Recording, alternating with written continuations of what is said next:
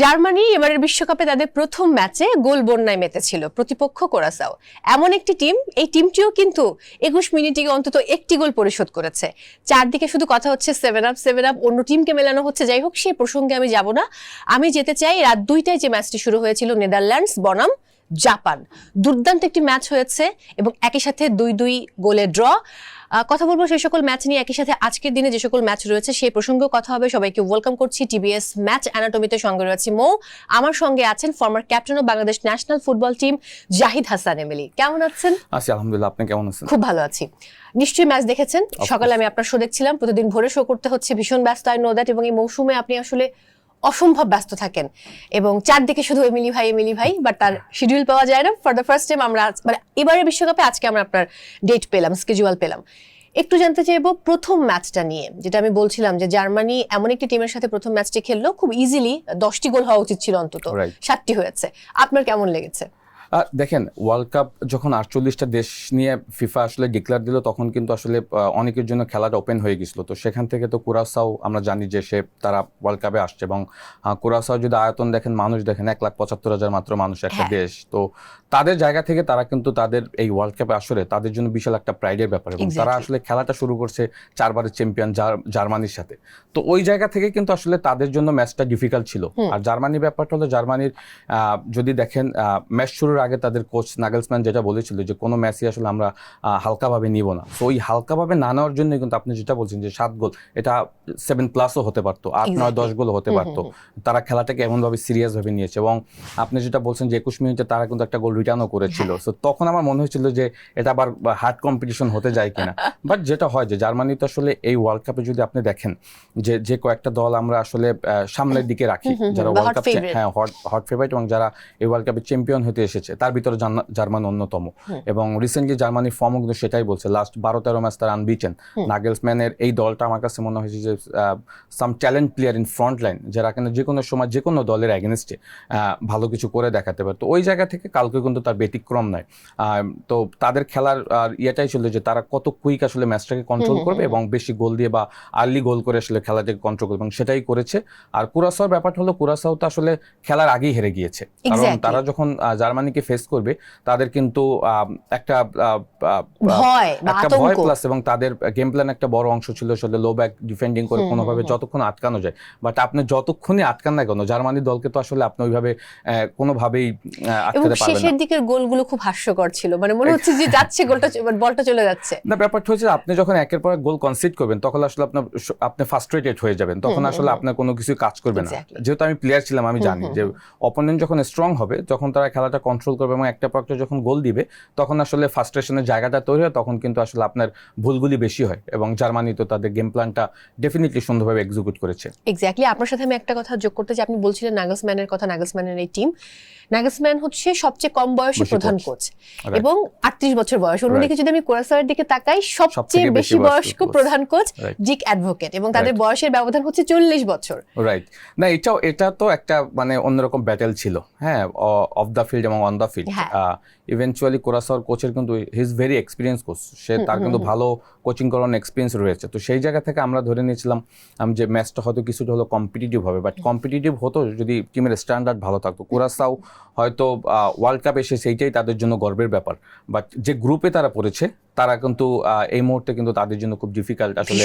হ্যাঁ, পরবর্তী ম্যাচগুলি কিন্তু তাদের জন্য আরো স্ট্রংলি ওয়েট করছে। তো সেই জায়গা থেকে কোচ আসলে দিন শেষে অসহায় হয়ে যায় যদি আসলে টিম অ্যাগেনস্ট জার্মানির সাথে খেলা হয়, কারণ আমরা জানি জার্মানির দলে আসলে টিম লাইন আপ কত স্ট্রং, ইভেনচুয়ালি তাদের বেঞ্চের প্লেয়ার অনেক স্ট্রং। তো সেই জায়গা থেকে নাগেলসম্যান যেটা করছে, নাগেলসম্যান তো আসলে এই ওয়ার্ল্ড কাপের আগে একটা কথা বলেছে যে আমরা জার্মানি লাস্ট 2014 পরে কিন্তু জার্মানি আসলে গ্রুপ পর্যায় থেকে বাদ হয়ে গেছে, বাট তারা এবার যেটা বলেছে যে এবার আমরা ওয়ার্ল্ড কাপে চ্যাম্পিয়ন হওয়ার জন্য আসছি, এবং আমাদের কিছু প্লেয়ার আছে যারা এই ওয়ার্ল্ড কাপে আসলে ওয়ার্ল্ডকে অন্যভাবে চিনাবে, স্পেশালি ইয়ং যারা প্লেয়ার আছে। আমরা যদি ফ্লোরিয়ান রোয়েটসের কথা বলি, আমরা যদি কাই হাভার্টসের কথা বলি, যারা কিনা এই ওয়ার্ল্ড কাপে আমার মনে হয় যে এক্সট্রা পারফরমেন্স ওয়ার্ল্ডকে দেখানোর জন্য প্রস্তুত রয়েছে। এখানে একটু অ্যাড করতে চাই, আপনি যেহেতু ইয়াং পারফর্মারদের কথা বললেন বা ইয়াং ফুটবলারদের কথা বললেন, ইংল্যান্ডের টিমে কিন্তু প্রচুর ইয়াং Young player পারফর্মার আছে। রয়েছে এবার। সো আমরা ইংল্যান্ডকে হয়তো আলোচনা থেকে একটু বাইরে রাখছি কিনা আমি জানি না, বাট ইংল্যান্ডও কিন্তু এবারের দাবিদার যে হ্যাঁ হয়তো বিশ্বকাপ পেতেও পারে। ইংল্যান্ড আসলে সবসময়ের জন্য ফেভারিট থাকে, হ্যাঁ সবসময়ের জন্য ফেভারিট থাকে। ইংল্যান্ডের ব্যাপারটা হচ্ছে, ইংল্যান্ড দেখেন এবার থমাস টুগেল তাদের কোচ, সে যেটা করেছে যে তাদের দেখবেন 6 থেকে 7 জন প্লেয়ার যারা প্রিমিয়ার লিগে টপ পারফর্মার তাদেরকে কিন্তু স্কোয়াডে নেয়নি। পাল কোলমার, তারপর হ্যারি মেগুয়ের, এদেরকে যখন বাদ দিয়ে দলটা করেছে তখন আসলে আমরা খুব সারপ্রাইজড হয়েছি যে আসলে এই দলটাকে আসলে সে নিয়ে কী ভাবছে। তো সেখানে আবার আপনি যে বলছেন অনেক চ্যালেঞ্জ প্লেয়ার আছে, ওরিলির মতো দুর্দান্ত কিছু প্লেয়ার আসলে ইংল্যান্ডের স্কোয়াড আছে, যারা আমার মনে হয় যে ইংল্যান্ডকে যদি বিশ্ব চ্যাম্পিয়ন হয় সেটা আমার মনে হয় অঘটন হবে না। সো এরকম একটা স্কোয়াড স্ট্রং ডেপথ নিয়ে কিন্তু সেই ওয়ার্ল্ড কাপ আসছে। সো হোপফুলি দেখা যাক। ইংল্যান্ডও এখন পর্যন্ত আমরা খেলা দেখিনি ওয়ার্ল্ড কাপ স্টেজ বা ইউরোতে যখন আবার ইংল্যান্ড খেলে তখন ফেভারিট হিসেবে খেলে, বাট ওই একদম শেষের দিকে গিয়ে আমার কাছে মনে হয় যে তারা আসলে তাদের যে মোমেন্টামটা সেটা ধরে রাখতে হারিয়ে পারে ফেলে। না। হ্যাঁ এটা ট্রু। তারপরে তো স্পেন রয়েছে, এবারে খুবই হট ফেভারিট রয়েছে ফ্রান্স, অন্যদিকে পর্তুগাল নিয়ে খুব আলোচনা হচ্ছে। এবং ইয়াং জেনারেশন বা একদম যদি আমি ছোটদের কথা বলি, যাদের বয়স হয়তো মাত্র স্কুলে পড়ছে, ওরা বিভিন্ন ক্লাব ফুটবল দেখে, তারা কিন্তু আবার পর্তুগালের ভীষণ ফ্যান CR7-এর জন্য, এটা আমরা সবাই জানি। ফিরে আসছি আমি নেদারল্যান্ডস বনাম জাপান, দুর্দান্ত একটা ম্যাচ, আমি খুব উপভোগ করেছি। আই ডোন্ট নো যে আপনার কেমন লেগেছে। যদি সেই ম্যাচের প্রসঙ্গে যাই, আমি ভাবিনি, আমার মনে হচ্ছিল যে কখন জাপান একটা গোল পরিশোধ করবে, তারপর করলো, অ্যান্ড শেষের দিকে গিয়ে মনে হচ্ছিল যে না, আই থিঙ্ক জাপান আরেকটি গোল পরিশোধ করবে এবং ড্র হবে। এক্স্যাক্টলি। এবং আপনি যেটা বলছেন যে খেলার আগে আসলে আমরা যখন প্রিভিউ ম্যাচের অ্যানালাইজ করেছিলাম তখন কিন্তু আমি বলেছিলাম যে এই ম্যাচটা ডিফিকাল্ট হবে ফর নেদারল্যান্ডস। এই কারণে, কারণ এই ওয়ার্ল্ড কাপের আগে আমরা আসলে টিমগুলিকে নিয়ে যখন বিশ্লেষণে বসেছিলাম তখন আসলে আমরা তো 7-8টা দলকে সবসময় সামনের দিকে রাখি যারা ওয়ার্ল্ড কাপ চ্যাম্পিয়ন হতে আসছে, এবং কিছু দলকে রাখি আন্ডারডগ, লাইক ডার্ক হর্স যাদেরকে আমরা বলি।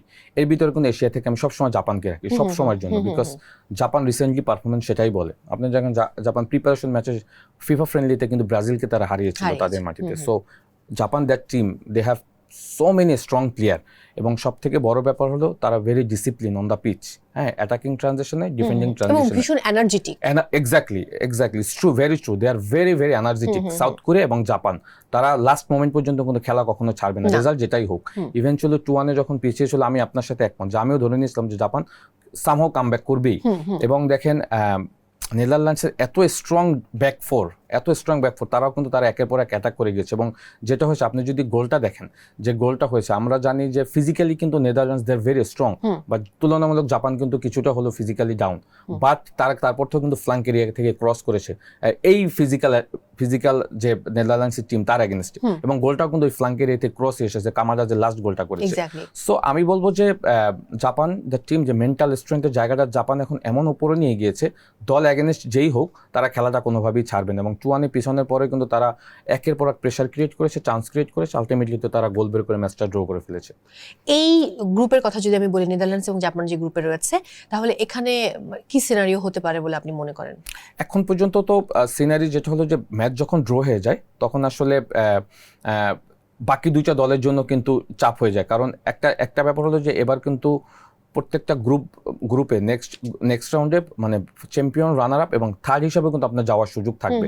হ্যাঁ, বেস্ট 12টা দল থেকে লাস্ট 8টা দল থার্ড হয়ে কিন্তু রাউন্ড অফ 32-তে যাবে। সো হোপফুলি দেখা যাক, যেহেতু মাত্র শুরু হয়েছে, আমরা 1-2টা ম্যাচ যাওয়ার পরে আসলে পুরো বিশ্লেষণটা করতে পারবো যে নেক্সট 32-তে আসলে কারা যাচ্ছে। এই মুহূর্তে আসলে আজকের দিনের ম্যাচে যাওয়ার আগে আমি একটু পেছনে তাকাতে চাই, যেহেতু আপনাকে আজকে আমি পেয়েছি। যদি ব্রাজিলের প্রসঙ্গে যাই, প্রচন্ড বাজে খেলেছে তারা, এবং এটা বলার আসলে অবকাশ রাখে না, যদিও আমি ব্রাজিলের supporter by the way.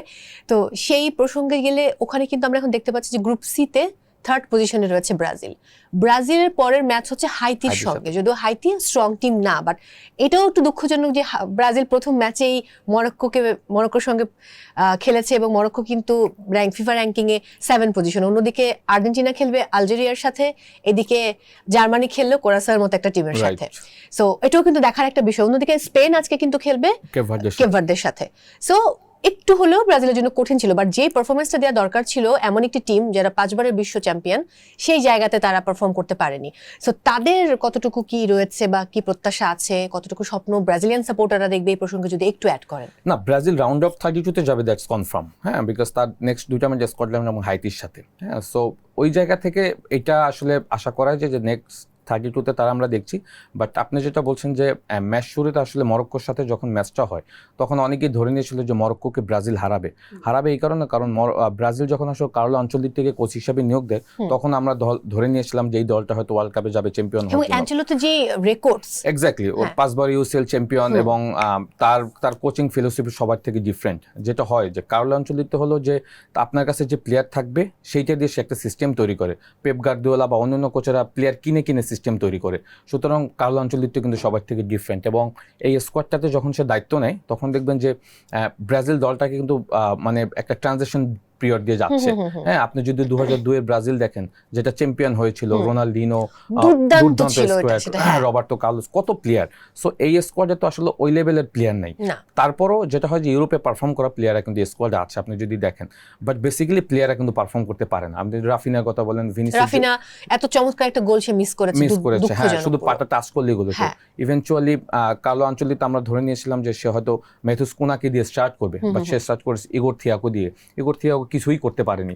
So ব্যাপারটা হলো যে আপনার কাছে যখন কোয়ালিটি রিসোর্স না থাকবে, মানে মেইন পজিশনে লাইক স্ট্রাইকার, মিডফিল্ড তো আসলে আমার কাছে মনে হচ্ছে যে এই ব্রাজিল দলটার মিডফিল্ড নিয়ে আসলে কিভাবে আপনি ওয়ার্ল্ড কাপ চ্যাম্পিয়ন হবেন। এবং সবসময় বলা হয় যে ব্রাজিলের মিডফিল্ড খুব স্ট্রং হবার কথা, সেই জায়গায় এবারের যে ছিল দুঃখজনক, হতাশাজনক। এক্স্যাক্টলি, ইভেনচুয়ালি আপনার যেটা হয় যে দুই রাইট ব্যাক এবং লেফট ব্যাক, হ্যাঁ, আমার কাছে মনে হয় যে এর থেকে আমার মনে হয় যে ওই দলে জাপান, তারপরে মরক্কো বা অন্যান্য দল যারা আসলে গার খরচে বেশি তাদের ফুল ব্যাকও ভালো। আপনি দেখেন লাস্ট ম্যাচের ফুল ব্যাকদের পারফরমেন্স দেখেন, হ্যাঁ, এবং তারা কোনো ওভারল্যাপ করতে পারছে না। অ্যাট দ্য সেম টাইম প্রথম যে গোলটা কনসিড করেছে, হ্যাঁ, সাইবারি যে গোলটা করছে, ইসমাইল সাইবারি, আপনি দেখেন দুইজন সেন্টার ব্যাক তাকে আনমার্ক করে বসে রয়েছে এবং কিভাবে করে ফেললো গোলটা। গোল। এবং ওখান থেকে যখন ব্রাহিম দিয়াজ যখন আপনার পেনিট্রেট পাসটা করে তখনই তো আপনি জানেন যে আপনার স্ট্রাইকারের কাছে বল আসছে, আপনি ফাঁকা তাকে রেখে বসে রয়েছেন। সো এই ধরনের মিস্টেক তো আসলে কার্লো আনচেলত্তি ভুল ধরিয়ে দিতে পারবে, বাট প্লেয়ারও তো এটাকে আপনার সংশোধন করতে হবে। সো ব্রাজিলের মেইন পয়েন্ট হলো যে কিছু পজিশনে ব্রাজিল স্টিল আমার কাছে মনে হয় যে রিকভার করতে পারবে না, বিকজ তাদের ওই বেঞ্চে ওই প্লেয়ার নাই। সো এইগুলি নিয়ে আসলে কিভাবে মেক ওভার করে সামনের দিকে যাবে রাউন্ড অফ 32 পরে, আই ডোন্ট নো। এবং 22 বছর তো পার হয়ে গেছে, বিশ্বকাপ পাচ্ছে না। আমরাও জানি না যে এত ভালো ভালো প্লেয়ার সেখানে ছিল, পেলে, সক্রেটিস, আপনি বলছিলেন যে রোনালদিনহো, রোনালদো, হ্যাঁ 2002 এর স্কোয়াডটা কত স্ট্রং, রবার্তো কত দুর্দান্ত ছিল, কার্লোস, সো কাকা, কিন্তু সে এখন তো আসলে ওইটা নেই। শুধুমাত্র এক নেইমার, সে আবার খেলছে না। সেকেন্ড ম্যাচে তাকে খেলাবে কিনা সেটাও আমরা জানি না, সেটা আসলে কার্লো আনচেলত্তি জানে। So we don't know. But আমরা যদি আজকের দিনের ম্যাচে চলে যাই, খুবই স্ট্রং ম্যাচ, বাট আমার কাছে মনে হচ্ছে একপেশে হবে, যেহেতু কেপ ভার্দে। সো আপনি অনেক ভালো জানেন যে এখানে স্পেন এত দুর্দান্ত একটা টিম, স্পেনে খুব শক্তিশালী প্লেয়ার রয়েছে এবং এবারের বিশ্বকাপে হট ফেভারিট হচ্ছে স্পেন। তারা মুখোমুখি হচ্ছে কেপ ভার্দের সাথে।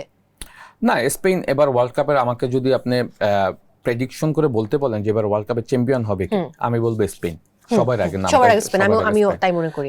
এই কারণে, কারণ আমরা তো আসলে ফেভারিট দল ভাবি বিকজ প্লেয়ারদের স্ট্রেংথের উপর বিবেচনা করে যে ওই দলে আসলে স্কোয়াডে প্লেয়ার কারা, ইভেনচুয়ালি স্টার্টিং ইলেভেনের বাইরে রিজার্ভ বেঞ্চে কারা রয়েছে। সো দি ফন্তেনো যেটা করেছে যে তার, আপনি দেখেন সে যখন স্কোয়াডটা নিয়েছে সে কিন্তু এই স্কোয়াডে রিয়াল মাদ্রিদে কোনো প্লেয়ার নেয়নি।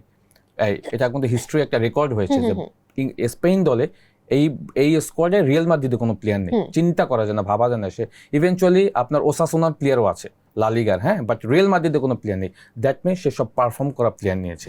সো স্কোয়াডের ডেপথ এত স্ট্রং, এবং আমি বলবো যে ভেরি আনফরচুনেট কেপ ভার্দের জন্য যে তারা স্পেনের গ্রুপে পড়েছে প্রথম ম্যাচে, লাইক জার্মানি কোরাসাও যেটা হয়েছে। এক্স্যাক্টলি। সো ওদের অ্যাটাকিং থার্ড, মিডফিল্ড এবং ডিফেন্স, হ্যাঁ, ওদের ট্রানজিশনগুলি এত কুইক যে অপোনেন্ট যতই আপনি ওদেরকে নিয়ে রিড করে আসেন বা গেম প্ল্যান করে আসেন, ওদেরকে আসলে কিভাবে আটকাবেন আই ডোন্ট নো। এবং at the same time spend যেটা করে আর কি, ইউরোতে লাস্ট ইউরো যে তারা যেটা চ্যাম্পিয়ন হয়েছিল, আপনি দেখবেন যে তারা অনেক সময় ম্যাচের ভিতরে তারা তাদের খেলার প্যাটার্ন চেঞ্জ করে ফেলে, হ্যাঁ, তারা একটা ফরমেশন নিয়ে নামে, অপোনেন্টকে তারা রিড করে খেলা ফরমেশন কোচ ঘুরিয়ে দেয়, হ্যাঁ, তো তখন অপোনেন্টের জন্য খুব ডিফিকাল্ট হয়। লাইক তারা যখন 4 জন ব্যাক নিয়ে খেলে, যদি অপোনেন্ট একটু বেশি স্ট্রং হয়, অনেক সময় তারা দেখা যায় যে 2 জন সেন্ট্রাল মিডফিল্ডারকে তারা ওই 4 জন ডিফেন্সের সামনে রেখে দেয়, হ্যাঁ, আবার অনেক সময় টিম অপোনেন্ট যদি একটু দুর্বল হয় তখন এটাকে তারা বেশি প্লেয়ারকে দিয়ে দেয়, 2 জন সেন্টার ব্যাককে রেখে। সো আজকে যদি কেপ ভার্দের সাথে খেলা, কেপ ভার্দে আমরা জানি তুলনামূলক অনেক দুর্বল দল এগেইনস্ট ফিফা র্যাঙ্কিং এর দিকে তাকাই তাহলে স্পেনের র্যাঙ্কিং 2, অন্যদিকে কেপ ভার্দে 67। রাইট, না বেসিক্যালি র্যাঙ্কিং এর থেকে মেইন ব্যাপার হলো যে আপনি যদি পজিশন ওয়াইজ স্ট্রং পয়েন্টগুলি দেখেন, সেখানে তো আসলে স্পেন অনেক এগিয়ে থাকবে।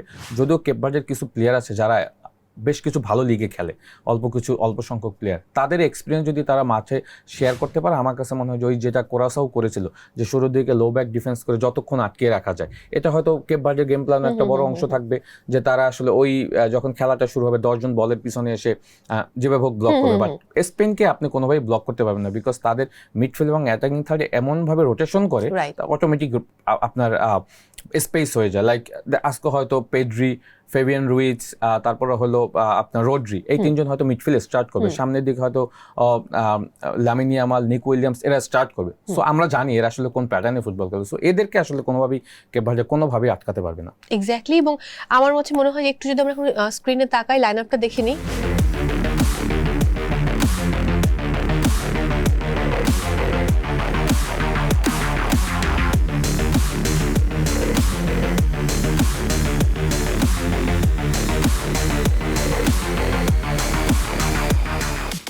ওকে, আজকের দিনের আরো একটি খুবই গুরুত্বপূর্ণ ম্যাচ, আপনি বলেছেন বেলজিয়াম এবং মিশর। সুপার ম্যাচ হবে, সুপার ম্যাচ হবে। এই ম্যাচের প্রসঙ্গে যদি যাই, না বেলজিয়াম মিশরকে নিয়ে যদি আলাদাভাবে বলি, যদি আমি মিশরকে দিয়ে শুরু করি, ইজিপ্ট যেটা করেছে আর কি, আপনি যেটা হয় যে they have lot of talent player. হ্যাঁ, মোহাম্মদ সালার একটা ইনজুরি কনসার্ন রয়েছে, আই ডোন্ট নো সে খেলতে পারবে কিনা। যদি খেলে এটা দলের জন্য বিশাল একটা স্ট্রেংথ হিসেবে কাজ করবে। সব থেকে ইজিপ্টের ব্যাপার হলো they have some quality player, they play in ইউরোপের বেস্ট লিগগুলিতে খেলে। হ্যাঁ, so they have very much experience, এবং লাস্ট আফ্রো কাপ যেটা হয়েছে সেখানেও ইজিপ্টের পারফরমেন্স কিন্তু দুর্দান্ত ছিল। হ্যাঁ, তারা অনেক সময় অনেক লাইক সেনেগাল, মরক্কোর সাথে তারা যেভাবে আসলে যে প্যাটার্নে ফুটবল খেলেছে, সেই পারফরমেন্স যদি আজকে শো করতে পারে, টু বি অনেস্ট বেলজিয়ামের জন্য ডিফিকাল্ট হবে। বেলজিয়াম তো আমরা সবসময় জানি লাস্ট ওয়ার্ল্ড কাপ বা এর আগের ওয়ার্ল্ড কাপ তাদের একটা জেনারেশন তৈরি হয়েছিল ওয়ার্ল্ড কাপ চ্যাম্পিয়ন হওয়ার জন্য। আমরা সবসময় বেলজিয়ামকে ধরতাম যে এই বেলজিয়াম দলটা আসলে যদি চ্যাম্পিয়ন হয় সেটা সারপ্রাইজ হবে না, বরং তাদের টিম স্ট্রং ডেপথ অনুযায়ী তারা চ্যাম্পিয়ন হবে। বাট সেইখান থেকে কিছুটা হলেও তাদের কিছু প্লেয়ার অ্যাবসেন্স হয়ে গেছে, লাইক কেভিন ডি ব্রুয়েনারও তো এক মুহূর্তে একটু এজ হয়ে গিয়েছে। সো ওই আগের পারফরমেন্স নাই, কেভিন ডি ব্রুয়েনা ব্রাজিলের সাথে যে গোল করেছিল ওই পারফরমেন্স কিন্তু এখন কিছুটা হলেও তার ওই অবস্থায় নাই, কারণ ম্যানচেস্টার সিটি থেকে সে এখন নেপোলিতে খেলছে। সো বেলজিয়ামের ব্যাপারটা হলো বেলজিয়াম হ্যাভ সাম এক্সাইটিং নতুন কিছু প্লেয়ার আছে, লাইক ডোকুর মতো প্লেয়ার কিন্তু বেলজিয়ামের স্কোয়াডে আছে।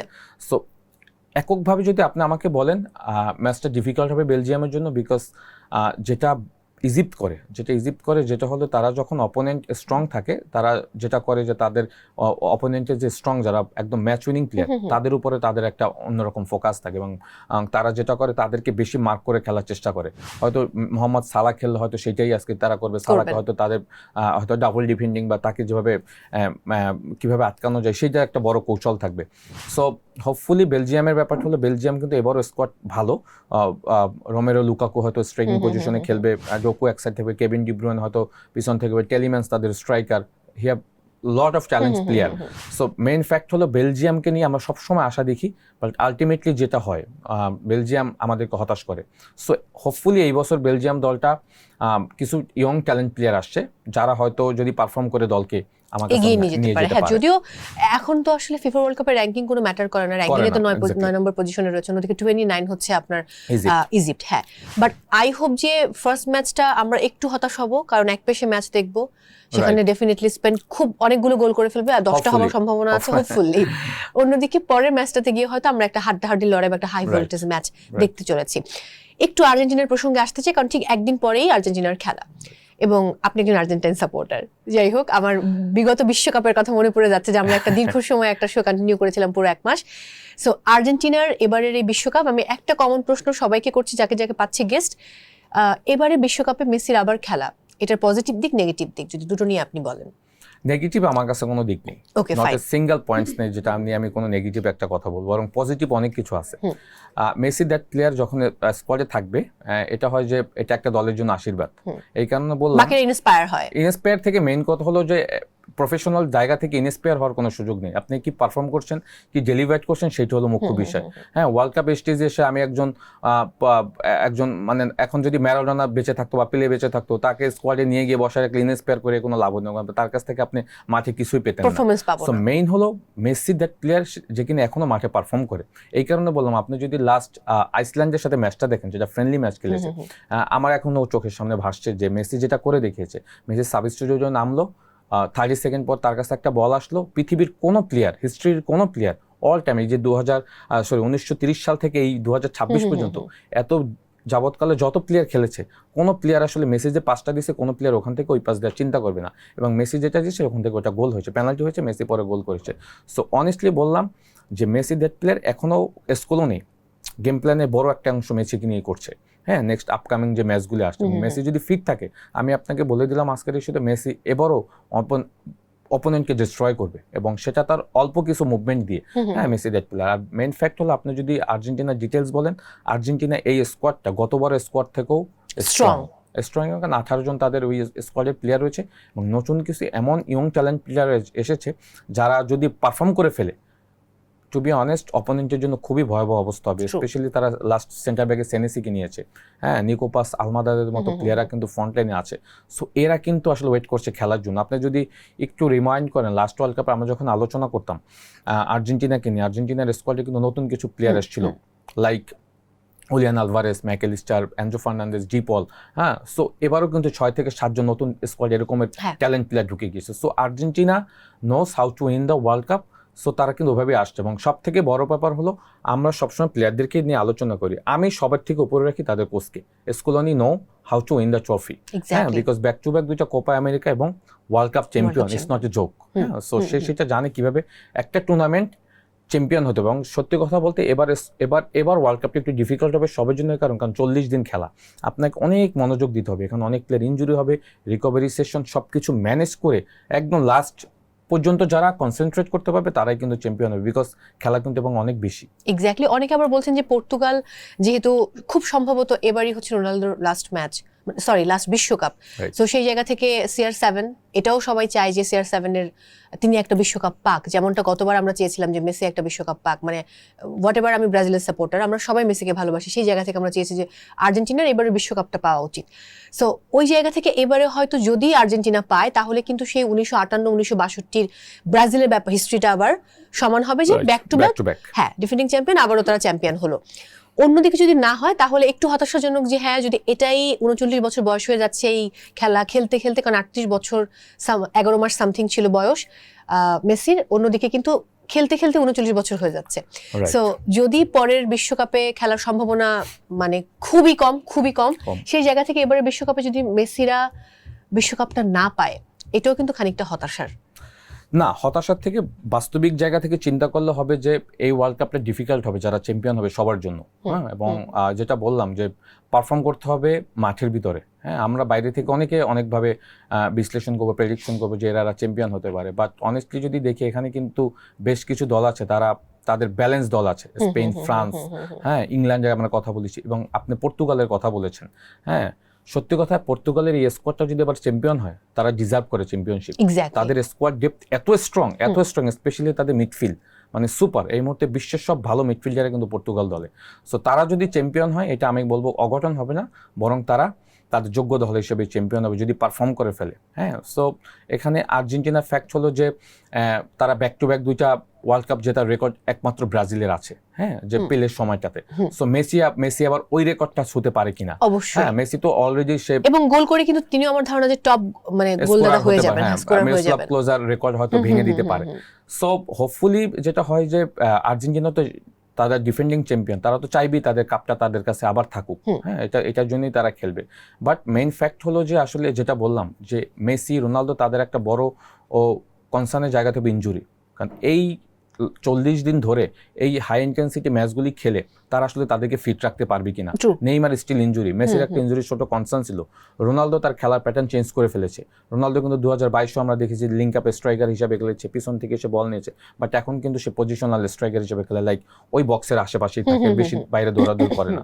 সো তারা কিন্তু তাদের ওই রানিং অ্যাবিলিটির জায়গাটা কিন্তু কমিয়ে দিয়েছে, তারা এখন পজিশনাল এবং ব্রেইন ইউজ করছে বেশি। হ্যাঁ, সো হোপফুলি এই প্লেয়াররা তো আসলে তাদের ব্রেইন কিন্তু খেলতে খেলতে আরো শার্প হয়ে গেছে। ফুটবল কিন্তু ব্রেইনেরও খেলা, অবশ্যই ব্রেইনে খেলা। এখন তো তার ব্রেন দিয়েই খেলবে, যেটা হলো যে আপনি তো মাঠে যে ডিসিশনগুলি নেন এটা তো আপনার ব্রেন থেকেই আসে।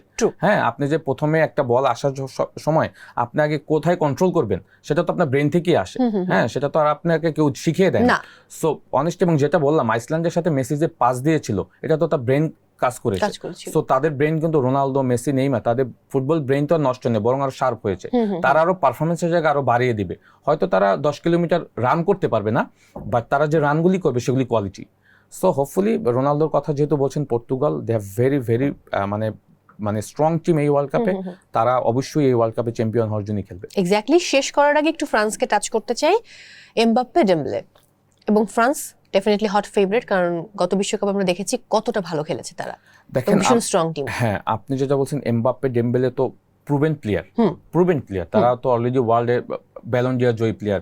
আপনার লাস্ট ব্যালন ডি'অর জয়ী ওসমান ডেম্বেলে মানে জিতেছে। এবারও হয়তো নেক্সট ব্যালন ডি'অর সে পাবে, বিকজ চ্যাম্পিয়ন্স লিগে তার ধারাবাহিক পারফরমেন্স। কিলিয়ান এমবাপ্পে তো আমরা জানি এই মুহূর্তে বিশ্বের 1 নম্বর প্লেয়ার, তাকেই বলা হয়।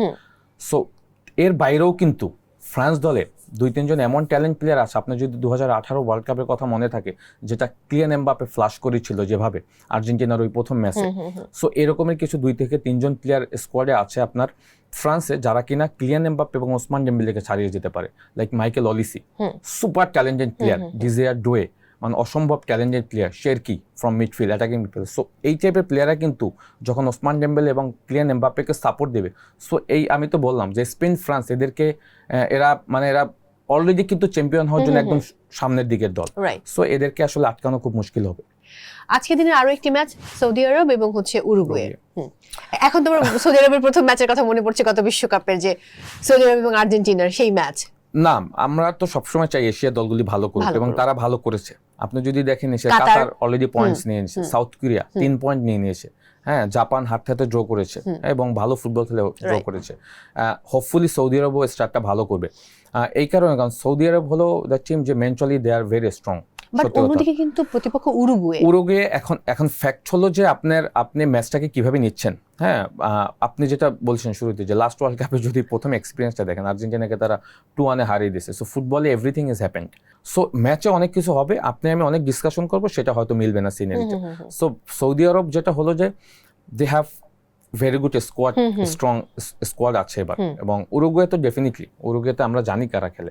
হ্যাঁ, ওখানে ওগাচ্ছে আপনার ফিফা র‍্যাঙ্কিং 60 অন্যদিকে 61 হচ্ছে আপনার সৌদি আরবিয়া। হ্যাঁ, FIDE Valverde super talented player আছে। সো মেইন ফ্যাক্ট হলো যে অনেক কিছু আসলে গেম প্ল্যানের উপরে ডিপেন্ড করে, এবং ওই গেম প্ল্যানটা যদি প্লেয়ার এক্সিকিউট করতে পারে, তখন কিন্তু অপোনেন্ট যত স্ট্রংই হোক, হ্যাঁ, সেটা কিন্তু করে সম্ভব। অস্ট্রেলিয়ার ব্যাপারটা দেখেন, অস্ট্রেলিয়া ম্যাচ যেটা জিতলো, হ্যাঁ, টার্কির সাথে, আমরা ধরে নিয়েছিলাম টার্কি যে স্ট্রং স্কোয়াড নিয়ে আসছে, আমরা ধরে নিয়েছিলাম যে টার্কি ম্যাচটা জিতবে। হ্যাঁ, বাট ওরা যে গেম প্ল্যান দিয়েছে অস্ট্রেলিয়া, সুপার। ওরা যেটা করেছে, লো ব্যাক ডিফেন্ডিং করেছে, কাউন্টার অ্যাটাকে তার একটা গোল দেওয়ার পরে অপোনেন্টকে আর কোনো স্পেসই দেয়নি। সো উরুগুয়েকে যদি এইভাবে একটা আটকে দেওয়া যায়, তখন কিন্তু উরুগুয়ে ডিফিকাল্ট হবে, বিকজ আমরা জানি ইয়াতে কিন্তু বেশ কিছু ট্যালেন্ট প্লেয়ার আছে ফ্রন্ট লাইনে সৌদি আরবে। তো তারা যদি একটা গোল করে দিতে পারে, ম্যাচটা কিন্তু তারা জিততেও পারে। সো হোপফুলি টাইট ম্যাচ হবে। ইরান ভার্সেস নিউজিল্যান্ড আমি জানি না আসলে, ইরান বোধহয় খানিকটা এগিয়ে, বাট নিউজিল্যান্ডকেও এমন ভাবার কোনো কারণ নেই।